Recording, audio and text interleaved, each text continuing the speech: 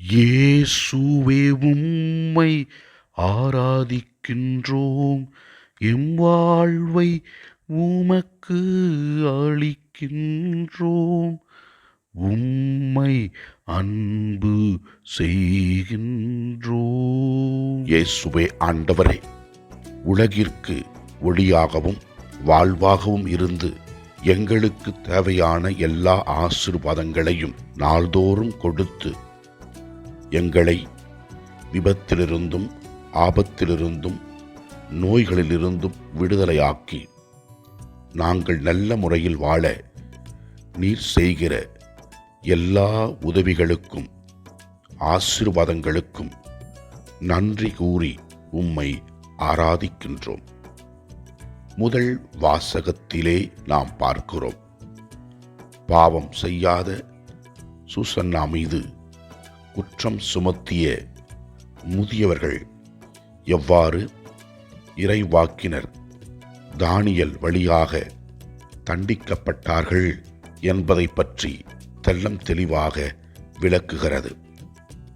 தானியேல் குற்றம் செய்யாத அந்த சூசன்னாவை விடுதலையாக்கினார். ஆண்டவர் முன் நாம் உண்மையான வாழ்க்கை வாழும் பொழுது ஆண்டவரும் நம்மை ஆசிர்வதிப்பார். எனவே உண்மையான இறைவனுக்கு ஏற்ற வாழ்க்கை வாழ்வோம்.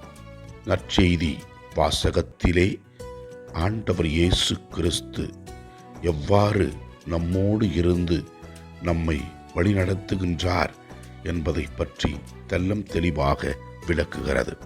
இயேசு இவ்வாறு கூறுகின்றார், உலகின் ஒளி நானே, என்னை பின்பற்றுபவர் இருளில் நடவார், வாழ்வுக்கு வழிகாட்டும் ஒளியை கொண்டிருப்பார் என்று இயேசு கூறுகிறார்.